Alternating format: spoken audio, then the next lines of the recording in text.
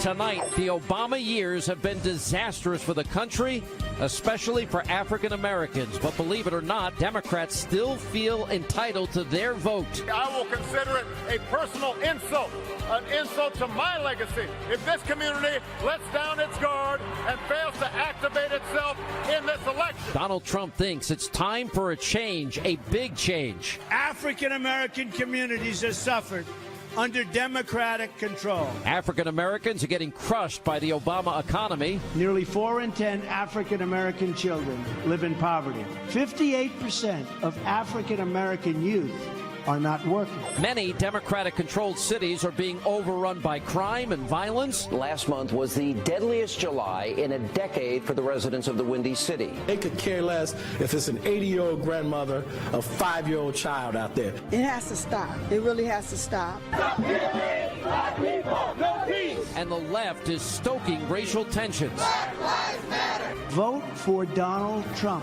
I will fix it. And Donald Trump is the only candidate promising to bring about real change. The Democrats have taken advantage of African Americans. We will rebuild our inner cities and provide safety and peace to all of our citizens.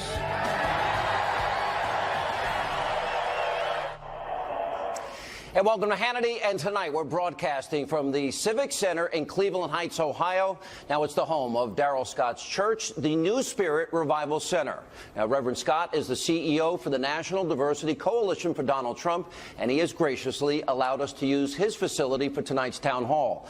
Now he has invited members of his congregation to participate and other Donald Trump supporters that live in the area that were invited to attend as well. Now Donald Trump will join us in just a minute for the entire hour. But first, President Obama, he started out by promising hope and change and a better tomorrow. Here we are 8 years later, and here's where we are as a country. These numbers don't lie. We have the lowest labor participation rate since the 1970s. Almost 95 of our fellow Americans are out of the labor force. America has now had the worst recovery since the 1940s. The country now has the lowest home ownership rate in 51 years. There are now almost 13 million Americans, more Americans on food stamps. We have over 43 million Americans living in poverty. That's 8 million more than when Obama became president. Median household income is now lower than it was in 2007. Today in America, 1 in 5 households do not have a single family member that works. 1 in 6 American men aged 18 to 34, they're either in jail or out of work. And President Obama will be leaving office having accumulated more debt than all 43 presidents before him combined. Now, all of President failed policies have disproportionately also impacted the black community in America. Now, since Obama took office, there has been a 58% increase in the number of African Americans on food stamps. We have seen a 20% jump in the number of African Americans who are no longer in the labor force. Now, the African American home ownership rate, that is also down. It's more than 20% lower than the national average. African American unemployment is 8.1%. The wage gap between African Americans and white workers is the worst in nearly 40 years. Median household income for African Americans is $20,000 less than the national average. And the African American poverty rate is 24.1%. That is over 10% higher than the national average. Now, there's also been a surge in inner city crime. In Chicago, for example, President Obama's hometown, over 3,100 people have been shot this year alone. And since Obama has been in office, 3,660 people have been murdered. And according to the Chicago Tribune, historical stats now show that 75% of those victims are African American. Then, on top of all of that, our educational system in America is especially bad in inner-city America. High school graduation rates are 9% lower for African-American students than the national average. And according to the most recent statistics, the high school dropout rate for African-American students is also higher than the national average. Now, the results? should be much better, given that the U.S., get this, is now ranked 4th in the world in terms of money we spend per pupil. Now, per student, it works out to be $11,600 per student. Now, despite the high spending, America ranks 17th in reading, 19th in science, 26th in math. And by the way, we've not even talked about the disaster that is Obama and Hillary Clinton's foreign policy, Iran, Iraq, Afghanistan, Egypt, Libya, Syria, China, North Korea, Russia. Hillary Clinton wants to continue, she says, Obama's policies. Now, the country deserves better, and the African-American community deserves better. Tonight, Donald Trump joins us for the entire hour to talk about where we are and what he will help do to fix these problems if he's elected president. For most of this hour, I'll be turning things over to this audience and let them ask the GOP nominee the questions that are on their mind. We've got a lot to get to, so help me in joining and welcoming the 2016 Republican presidential nominee, Donald Trump.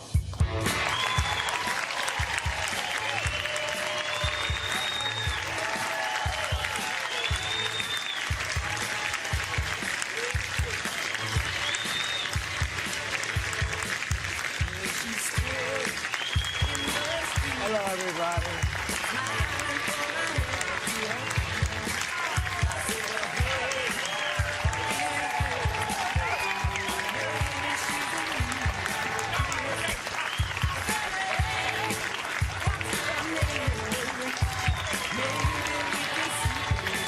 Well, it's great to see you. How are you? Very good, thank you. You heard all of those statistics. You cite a lot of them in your speeches. Right, I do. Really bad. Bad, very bad. For the African-American community, very bad. And honestly, for the community of this country, I mean, we're not doing well. You know that. Our good jobs have been taken away. They've gone to Mexico. They've gone to all over the place, but they haven't come back to us. So we're going to make some very big changes. But disproportionately, black Americans have suffered the most. Totally, absolutely. It's not even close. That's why I say, you know, like, I can fix it. We're going to fix it. And I always say, what do you have to lose? Some people like that, and some people don't. But it's like, and people are using that statement all over the place now. What do you have to lose? It's so bad. Some of the inner cities are so bad that it's, look, it's a disgrace, frankly, what's happened. When you look at these numbers, a 20% jump in the number of African Americans no longer in the workforce, 58% increase black Americans on food stamps. Right. This is only since Obama has been president. Home ownership rate. I go through the entire list. You have made it a point in this campaign to go to specifically to reach out to black Americans, go to black churches and say, give me a chance. Historically, Republicans haven't done that. Why is this so important? Well, I think maybe I'm a little different than a lot of the Republicans. I think some of the states we're leading, like I see we're doing great in Maine, we're doing great in Connecticut, we're doing great in places that normally a Republican wouldn't do as well. And some of them, I mean, really, they wouldn't do well at all. They haven't won these states in years. Colorado's been amazing. It's been like incredible what's gone on. Wisconsin, we're doing great. So we, you know, we're doing well in places that a lot of people wouldn't do very well. What are the specific ideas in your economic plan? I know, for example, trade is a big part of it. I know you're going to let multinational corporations bring back trillions of dollars from overseas. You've talked at length about energy independence. How does that help people that are here, people that are in cities like Detroit, cities that are deteriorating? Well, it's about jobs. Look, our jobs have been stripped. You look at Detroit, where I went with, I tell you what, we had such an amazing time with Bishop Jackson. And here we have, I'll tell you, my pastor, right? What a pastor. Darrell Scott. He is, and he's become a big television star. But he's never going to leave anybody over here. But he's become a big television star. He co-hosts my show now every night. Oh, really? So, is that right? That's good. But he's a fantastic guy. You have some incredible people. And by the way, they're not allowed really to speak their mind, you know, because if they do, they have the Johnson Amendment to contend with. We're going to terminate that job. These are the people that you want to have speaking for you and freely speaking for you. But we need jobs. We need jobs, desperately need jobs. Now, obviously, we need the schools, we need the education, we need all sorts of things, and especially the inner cities. The inner cities are, I mean, can you say never, but certainly one of the worst stages ever in the history of the inner city. It's so unsafe, where you walk down the street and you get shot, or your child gets shot. So we're gonna really fix the inner cities. We're gonna spend a lot of time. The Democrats have run them for 100 years, mostly uninterrupted. I mean, nobody else. They're just uninterrupted, and you see what's happened. The high school graduation rate 9% lower for African Americans than the national average. High school dropout rate, African Americans, is higher than the national average. Inner city schools seem to be suffering the most. You say, let local communities and states handle education. Well, we're taking away Common Core. Common Core out of Washington is a disaster, right? We're going to knock it out, boom, boom. And, I mean, look at the people. Look at the way, right? Look at the people, the way the mothers and the aunts and the uncles and the fathers, they want to run their schools. And right now you can't. They're being run out of Washington by people that, look, I'm sure some are very good and very caring, but a lot of them are just bureaucrats that want to pick up a check. We want the schools to be run locally. Let me ask you about what has been going on in Charlotte. You saw what happened last night in North Carolina. The police did say that the individual was armed. They announced this morning. But you have these high-profile cases. It all started with Obama saying the Cambridge police acted stupidly. Trayvon, that could have been me 35 years ago. He'd look like my son. He weighed in on Ferguson and Michael Brown and Freddie Gray and all these high-profile race cases. But I just gave a statistic that I think should shock everybody's conscience and soul. I'm in a church, Pastor. And that is 3,660 people are dead since Obama's been president in his hometown of Chicago. Yeah. I bet nobody knows the names of any of those 3,660. Yeah. Why is that? Well, the violence in the inner city is incredible. In particular, I watched Tulsa, and I know Tulsa. This is the man just happened. Right. Hands up. He was doing everything he was supposed to do. I saw it, yeah. Everything. And a young policeman shot this man. I don't get it. You can come. I don't care where you're coming from. There was something really bad going on. Saw it. He had his hands up. Now, I don't know if she choked. No. He was walking. His hands were high. He was walking to the car. He put the hands on the car. Now, maybe she choked. Something really bad happened. But this is something. How do we stop this cycle of violence, and more particularly, I mentioned Chicago, 75% of those shootings are black Americans. 3,660 since Obama's president. Yeah. This year alone, over 3,000 shot in one city.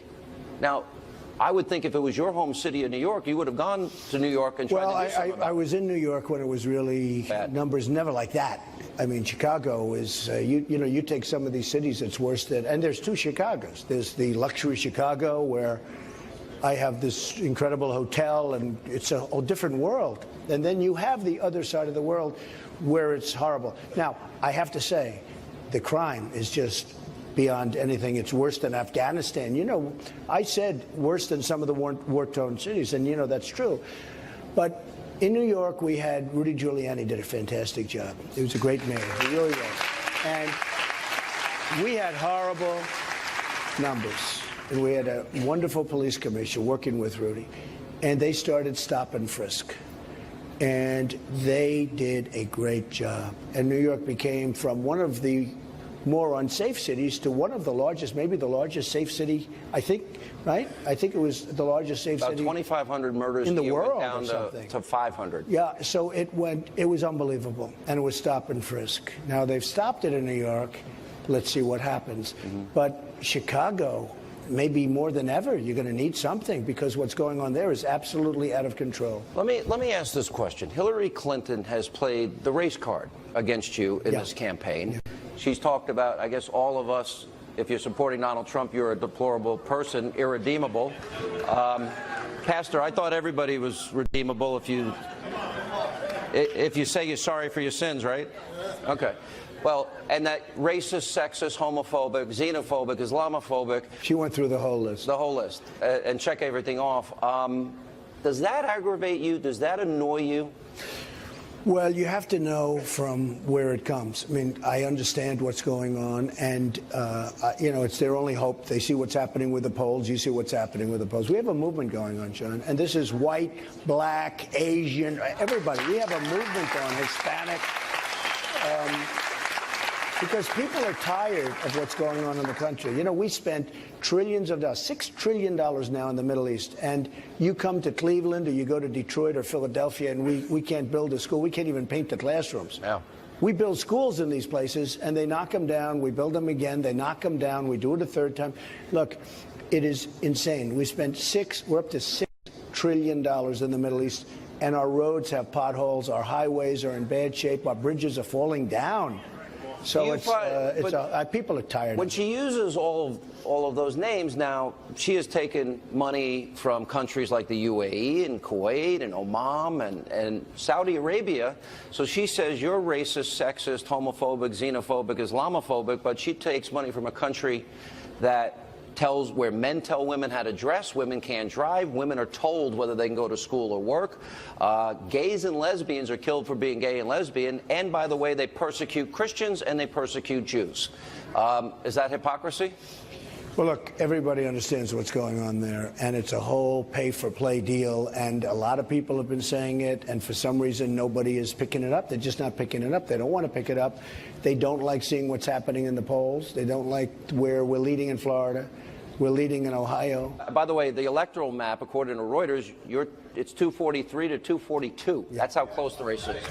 Coming up, we're just getting started. Donald Trump with us for the entire hour. Coming up next, we'll talk to the Reverend Darrell Scott, Reverend C.L. Bryant, and much more. Also, Don King is in the house. He'll join us straight ahead.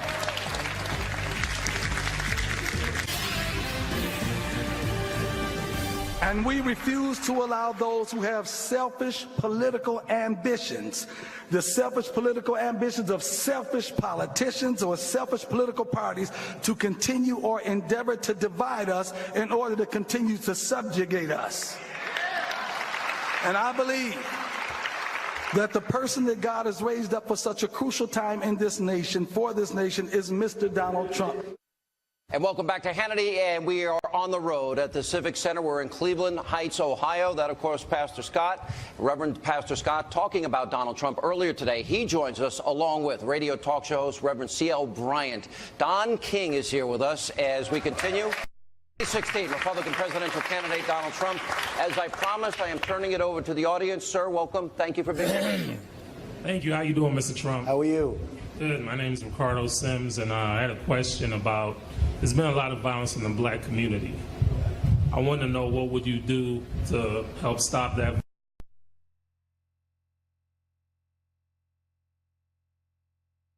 I would do stop and frisk. I think you have to. We did it in New York. It worked incredibly well. And you have to be proactive. And, you know, you really help people sort of change their mind automatically. You understand. You have to have, in my opinion, I see what's going on here. I see what's going on in Chicago. I think stop and frisk. In New York City, it was so incredible the way it worked. Now, we had a very good mayor, but New York City was incredible the way that worked. So I think that would be one step you could do. I'll just add one thing to Mr. Trump's comments. The murder rate was around 2,500. A very high percentage of African Americans, and it went down below 500 because of the increased police activity in community. So it was lives saved every year because of the concern and the resources. Pastor Scott, you see the violence. I gave the numbers about Chicago. How does this end? Well, you have to change minds in order to change activity. So if we can, Mr. Trump has talked about stimulating the economy and providing jobs. I talked to Mr. Trump in Trump Tower about this issue, and he told me he believes a major source of crime is unemployment and lack of income. So if he can solve that job problem and we improve our living conditions, it would cause a change in mind, which would cause a change in action. It starts with education. You have talked, explain, I think this education thing is not talked about enough. Well, the inner cities are a disaster as far as schools are concerned, education. You know, we build schools all over the Middle East, and yet we don't build schools for our own children. The schools in the inner city, the jobs, and really what Darrell said is 100%. We don't have, you know, our jobs are being stolen from us. They're going to other countries. And the inner cities are absolutely being devastated in terms of jobs. You can speak to some people, 50-year-old men, great people, great men, I don't know if they're as good as Don King, but they're pretty good, right? and these are people that had great jobs, and they don't have their job anymore. And the job is moved to Mexico. Their factories have moved, their manufacturing's moved to Mexico. And we're not going to let that happen anymore, and we can stop it so easily. So, Pastor Bryant, I was a paper boy at 8, washed dishes by hand at 12, a cook at 13, a busboy at 14, a waiter at 15, a bartender at 17, and then I worked the next 7 years in construction, building houses, laying tile, painting, and hanging paper.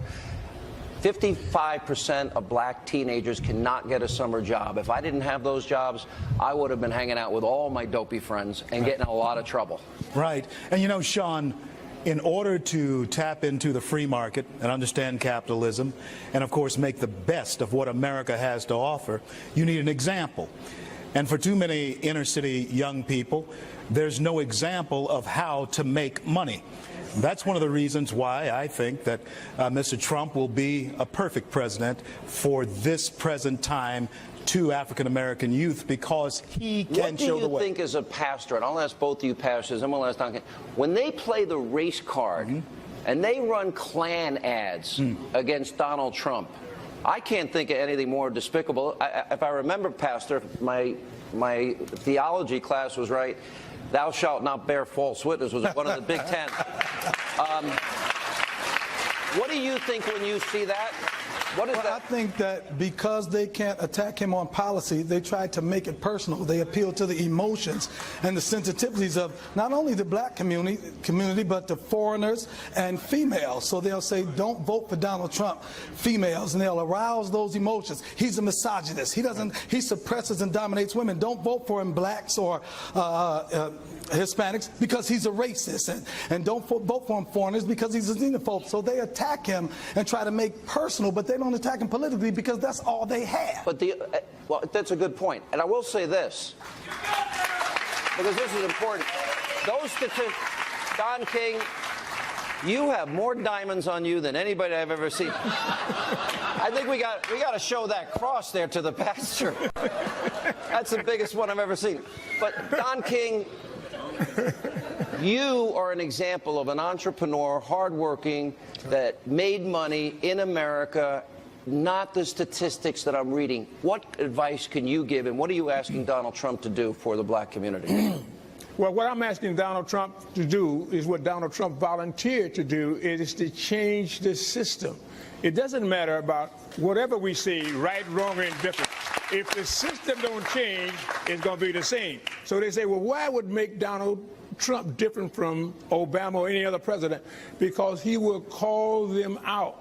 The same as he did with Lindsey Tucker, what's his name? Lindsey Graham. If you say something to him, he's a fighter. He's gonna fight back. So what the difference is, he would tell on the people who are obstreperous, that are blocking the change for the progressive of human beings. First of all, for blacks, we got to first be included. We can do all this talk about what you're going to do about jobs, what you're going to do about this. If you ain't included in the system, do not include us. You know, a white woman, they don't include you. You know what I mean? So you got the first, and he's the first one that came up with that. He wants to first create a whole new system, take this system apart, and then put people together to work together. Each one have a part in it to be able to make it happen. Working collectively together, working together works. Mr. Trump, this is the Diversity Coalition, and we have a diverse audience here tonight.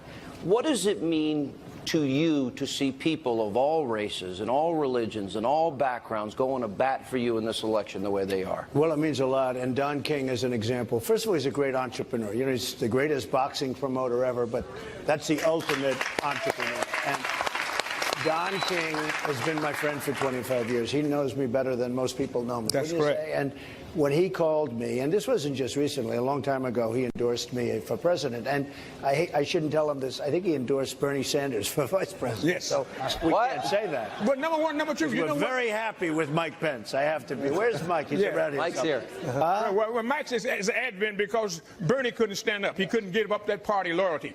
But he was the number one and number two vote getters. You were doing great up till now. You really were. It was the people that would be the ones. You know, I look at, like, when we first started in this country, the two highest votes would be, the highest would be president, and the second would be vice president. That would be 4 parties. Right. You know what I mean? The two vote getters would get that. I think America wants success and results. Right. They want results, and that's what he spells. And they're he tired. is They're he's hurting. the epitome of it. He's the spirit of America. John Paul Jones, you know, when the captain said, "Do you surrender? Do you surrender?" He said, "I have not yet begun to fight." Commandeered the British ship, you know what I mean, and went on and navigated himself to the promised land. When we come back, we'll have more questions from our audience right here in Cleveland Heights, Ohio. Plus, Amoroso, Larry Elder, Niger Innis, they'll join Donald Trump on stage. That and more. Hey, welcome back to Hannity, and joining us now from the Tea Party, Forward Chairman is Niger Innis, nationally syndicated Salem radio talk show host Larry Elder, and Senior Advisor for the African American Outreach for the campaign. She goes by one name, Amorosa. All right? Good to see you. And you were great last night, both of you. Thank you. We're going to go back to the audience, as I've been promising. Sir, how are you? Well, thank you for joining us. Assalamu alaikum. My name is Staff Sergeant Corbin Stacy. I'm medically retired, or I'm a disabled veteran. With the opiate problem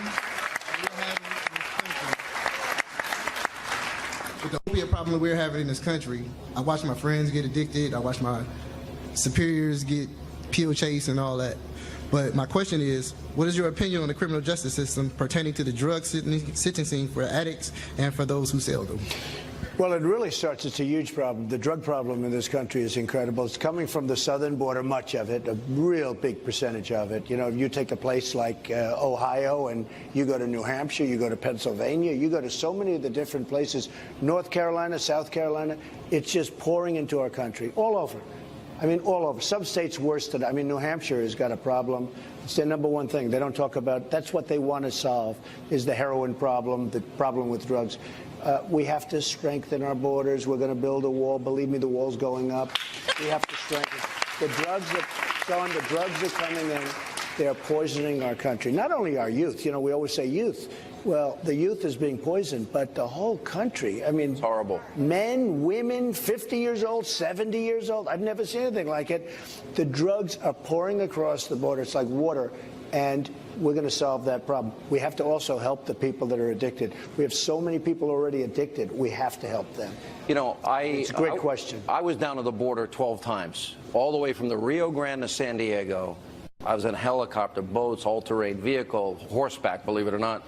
And I went into a drug warehouse, bigger than this room times 10, floor-to-ceiling drugs. Big problem in every community in America now, especially this heroin epidemic. Niger, I know you've talked about it. How do we, if we build the wall, isn't that going to prevent a lot of those drugs from coming in? It's not only building the wall, which needs to be done, but it's a question of leadership. You and I, Mr. Trump, were in New York in the early 90s, and when Rudy Giuliani came in, he created a revolution in New York that reduced crime, homelessness, and the crisis. But he was attacked, remember, he was attacked for being a racist because he went into the communities where the crimes were taking place, and lo and behold, people's lives were saved. Absolutely, and I have no doubt that Mr. Trump is going to do for the United States of America what Rudy did for New York. Larry, you're the sage from South Central. You and me, Niger, we've been friends a long time. Right.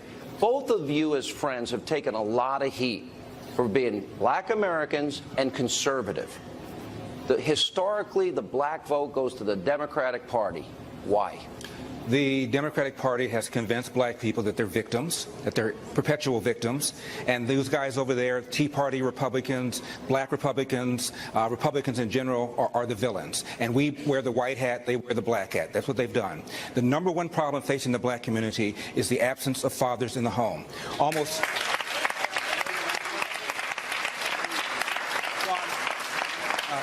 You know, I've been doing radio for about 25 years, and in 25 years I've asked Reverend Jesse Jackson to come on my show about 50 times. He won't do it. Sharpton about 50 times. He won't do it. I've asked Farrakhan several times. The one black leader who did come on my show was Kwesi Nkrumah when he was head of the NAACP. My first question was, Mr. Nkrumah, as between the presence of white racism or the absence of black fathers, which poses the bigger threat to the black community? Without missing a beat, he said the absence of black fathers. Yeah. Carson, you have emerged as one of Mr. Trump's most ardent supporters. Didn't he fire you? Yes. Barely. Once or twice? 3 times. But I'm the only one that did 3 seasons of The Apprentice. And I need to note that he also produced a show for me on TV One, an African-American owned network, and not a lot of people know that. So he actually invested in me as a talent and in my vision. You know, and she did a great job. You don't ever tell the story. Look, I've known you for decades now, and I've been to Trump Towers many, many times. There is nothing but diversity working for you. Absolutely. I've seen it myself. I witnessed it myself. And then I watched these attacks against you.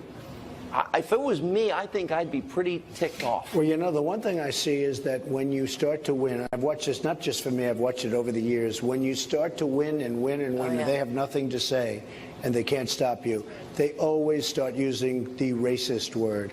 And it's a very interesting phenomenon, but the word racist comes out, and that means that you're winning, and that's their last chance. And I don't think it's working. Yeah. Can I point out? Yeah. We have a huge diversity coalition called the National Diversity Coalition, founded by Michael Cohen, Daryl Scott, Bruce Lavelle is here. Can I have those members of the National Diversity Coalition to stand Absolutely. up? Do you mind? Will the members of the National Diversity Coalition please stand up? Take a shot. All races, all background, all religion. I mean, we see it. And they've been with us from the beginning, Sean, from the beginning. And one of the first meetings that we set up in Trump Tower was with 100 African-American ministers. This was last year. No one notes that. No one takes notice that the first thing that we did was to get him in front of faith leaders so that he could have a real dialogue and share his vision for this country. Isn't it, don't you think, and you said this, I watched your Saturday morning speech in Detroit, and I went on the air the next Monday, and I said, I thought that was the best speech you gave. It was beautiful. And you talked about what you said. First of all, I was glad to see you there, predominantly black church. And what you said is the backbone of this country was built in America's churches, and specifically black churches. It's true. That's true, and that's a fact. And I saw such love in that room. That was an amazing morning for me. That was Bishop Jackson. Right. What an amazing guy he is, and his family, his wife, who's really such an important part of the church. The church was, I mean, packed. Just, you know, 1,000. A typical day in the life of Trump. Everything packed. No. This church was packed. I guess at least, I mean, well over 1,000 people. Absolutely. You were there, and it was really a beautiful thing. And the song and the love and the feeling in that room was incredible. And I got up and made a speech, and you really feel it from the heart. That was an amazing group of people, and I'll tell you what, he's Bishop Jackson. I did an interview with him, and so many people saw that interview. So many people told me about that, but it was a really great morning. We'll take a break. We'll come back. When we come back, Dr. Benjamin Carson, his wife Candy, they will join us, that and more, as we continue Hannity on the Road with Donald Trump from Cleveland Heights, Ohio.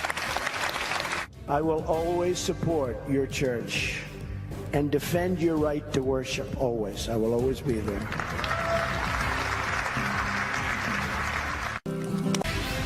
I am here today to listen to your message, and I hope my presence here will help, and very much help, your voice to reach new audiences. It's going to happen in our country, and these are people, believe me, there are many people out there that desperately need it. Christian faith is not the past, but the present and the future. It is the foundation of progress.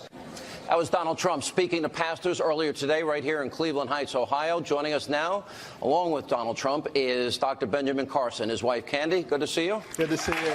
Good to be back. You were one of the first Republican candidates, one of the 17. He kind of beat up a lot of people in that primary to support him. And I just talked to you earlier tonight. You're like passionate. You want him to be president. Yes. Well, he's a very good man. There's a lot of things that people don't know about him.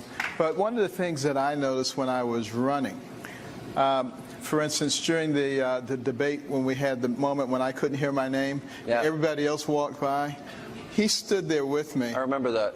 And then there was another time. another time, you know, he was chastising the media because they wouldn't ask me any questions. The moderators wouldn't ask. They kept trying to skip over me. He was the only one who said anything. The rest of them were perfectly happy with it. Mm-hmm. So, you know, and I was the competition. So it tells you that he does have a lot more integrity than the other people did. But also, you know, I wasn't particularly anxious to run for president, to be honest with you, but I did it because there was so many people clamoring for it. I had thousands, hundreds of thousands of petitions, and I said, I can't turn my back on the American people. But I was secretly hoping that there was somebody who had the same kinds of values and principles who would withstand the terrible corruption that is throughout our system. Let me ask you this. With your background as a brain surgeon, a real brain surgeon, since Obama's been president, remember he promised you keep your doctor, you keep your plan. On average, the average family will save $2,500 per family per year.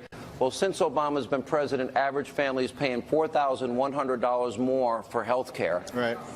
If Mr. Trump came to you and said, Dr. Carson, I want you to help me repeal and replace Obamacare with free market competition or health savings accounts, what would you say? I would say I and a lot of people that I know and are associated with will be very happy to help do that.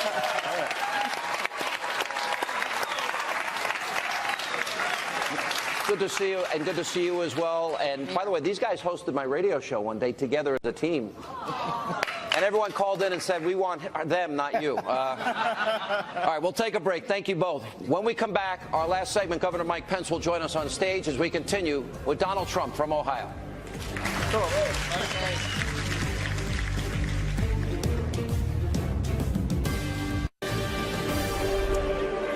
And welcome back to Hannity. And joining us now is Donald Trump's running mate, Indiana Governor Mike Pence, as we continue with the Republican presidential nominee.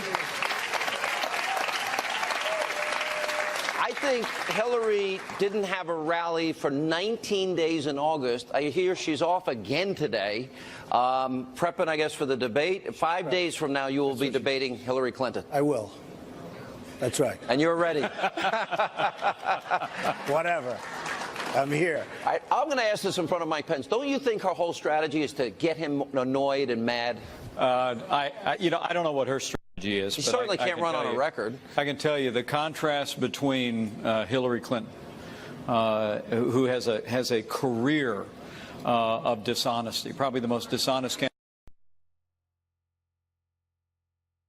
Teller is going to be dramatic, and I'm very, very confident the American people are going to see that Donald Trump is the right man at the right time to make America great again. Governor, you heard the numbers that I gave at the show. Unemployment numbers, labor participation, home ownership rate, 12 million more Americans on food stamps, 8 million more in poverty, doubling of the debt. The people here tonight and at home, they want to know that their lives are going to change for the better and opportunity is coming back. Well, what do you tell them? Well, I said today at the church gathering where we were before, this is a broad-shouldered leader, but he's also a man that's impatient with failure.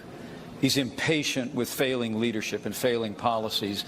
And I think the American people are learning more and more every day. When he talks about making America great again, that's for every American, regardless of race or creed or color or gender. That's an inclusive message. And that's why it's resonating all over the country. Donald Trump, last word. You were invited into this church. You have made outreach to the black community, Hispanic community, paramount in your campaign. What is the last word you want to tell them? Well, I'm just very honored by how well we're doing with the Hispanic community and the African-American community. I want to thank Darrell and all of the people here in Cleveland. It's been incredible. It's been an incredible day. And I think we're really doing a job. You look at the inner cities, you look at what's going on, how they they're not being helped. They're not being helped. And we're going to help them. We're going to fix it. We're going to really make life better for people, and that's so important. Ronald Reagan asked, are you better off than you were 8 years ago? I'll ask this audience, are you better off than where you were 8 years ago? Answers the question. Mr. Trump, thank you for being with us. Governor Pence, thank you. All right, that's all the time we have left this evening. Thank you for being with us. Thank you, Darrell Scott. We appreciate it, Reverend. And thanks to all of you. Don't let Dustin out.